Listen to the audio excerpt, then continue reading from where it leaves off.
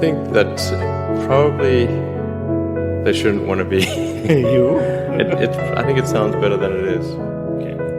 Yeah, it's not as much fun being me as you'd think.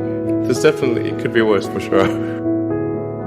Yeah, I mean, it's really hard starting a company. I mean, you have to basically be prepared to work constantly, from when you wake up to when you go to sleep. You have to be willing to deal with a lot of difficult problems and thorny problems. You have to be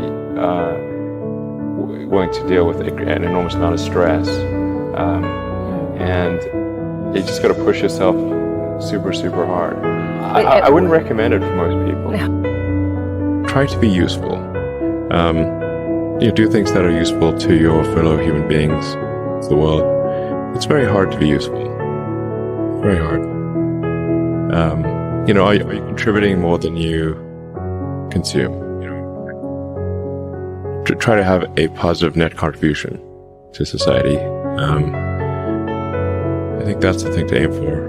Not to try to be sort of a leader for the sake of being a leader or whatever. A lot of times, the people you want as leaders aren't people who don't want to be leaders. So, if you can live a useful life, that is a good life. A life worth having lived. I would encourage people to use the mental tools of physics and apply them broadly in life.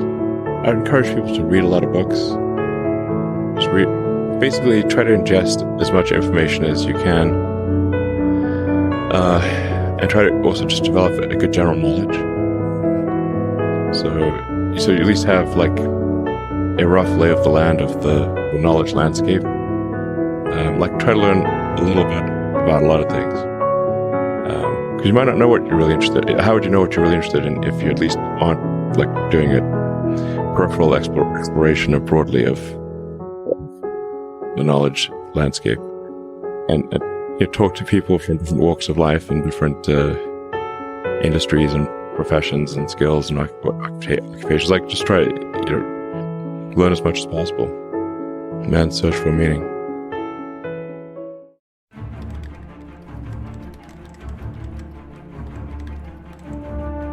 Just work like hell. I mean, you just have to put in, 80 to 100 hour weeks every week. All those things improve the odds of success. So when people tell me what can you do to encourage entrepreneurs to start companies? I'm like, if you need encouragement, don't start a company. We basically messed up almost every aspect of the Model 3 production line. From cells to packs to motors, body line, the paint shop, final assembly, everything. Everything was messed up. I lived in the Fremont and Nevada factories for 3 years, fixing that production line, running around like a maniac through every part of that factory, living with the team.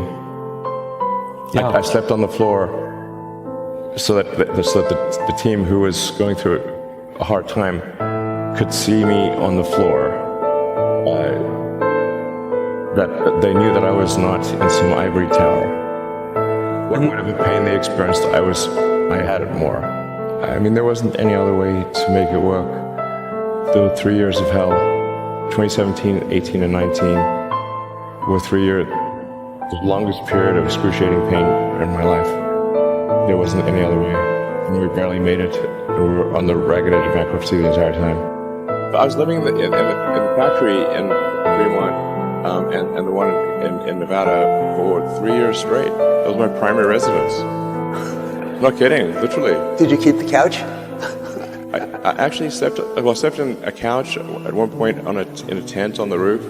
And then, but for a while there, I was just sleeping under my desk, which is out in the open in the factory, and for an important reason. And it was damn uncomfortable sleeping on that floor. And always, when I woke up, I'd smell like metal dust.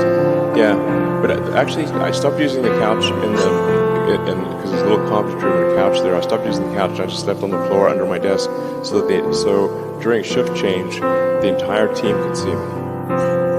And this is important because, the team, if they think the sort of their leader is off somewhere having a good time, drinking Mai Tais on a tropical island, the thing is that since the team could see me sleeping on the floor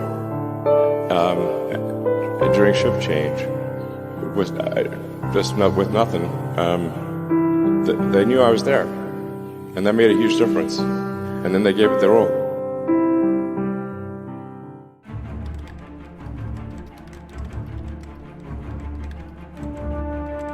Never. Why not? I don't ever give up. I mean, I'd have to be dead or completely incapacitated. Essentially, like the longer you do anything, the more mistakes that you will make cumulatively, which if you sum up those mistakes will sound like I'm the worst predictor ever. But for example, for Tesla vehicle growth, I said I think we're doing 50% and we've done 80%. Yes. But they don't mention that one.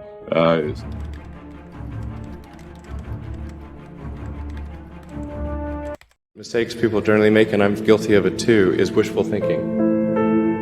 Like you want something to be true, even if it isn't true. And so you ignore the things that, you ignore the real truth because of what you want to be true. This is a very difficult trap to avoid. And like I said, it's certainly one that I find myself in having problems with. But if you just take that approach of you're always to some degree wrong, and your goal is to be less wrong. So a challenge for entrepreneurs is to say, well, what's the difference between really believing in your ideals and sticking to them versus pursuing some unrealistic dream that doesn't actually have merit? And that is a really difficult thing to tell you. Can you tell the difference between those two things? Right. So you need to be sort of very rigorous in your self.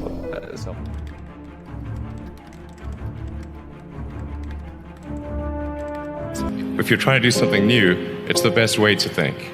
And that framework was developed by physicists to figure out counterintuitive things like quantum mechanics. So it's really a powerful method.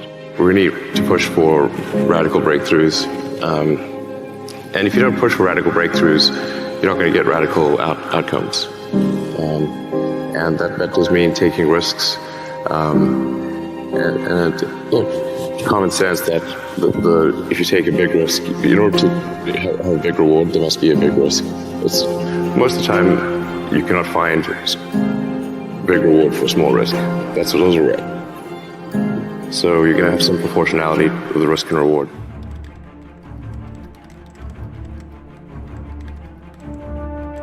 Generally, you want education to be like as close to a video game as possible, like a good video game. You do not need to tell your kid to play video games. They will play video games on autopilot all day. So if you can make it interactive and engaging, then you can make education far more compelling and far easier to do.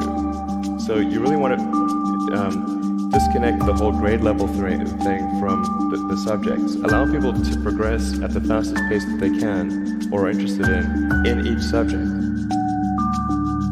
That seems like a really obvious thing. I think like most teaching today is a lot like vaudeville, where and as a result, just not that compelling. It's like somebody standing up there and lecturing to you, and they've done the same lecture several years in a row. They're not necessarily all that engaged.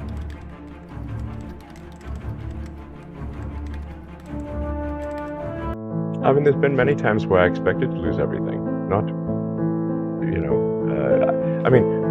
Who starts a car company and a rocket company expecting them to succeed? Certainly not me. I thought they both had less than a 10% chance of success. If I go bankrupt, fine, whatever. I don't care.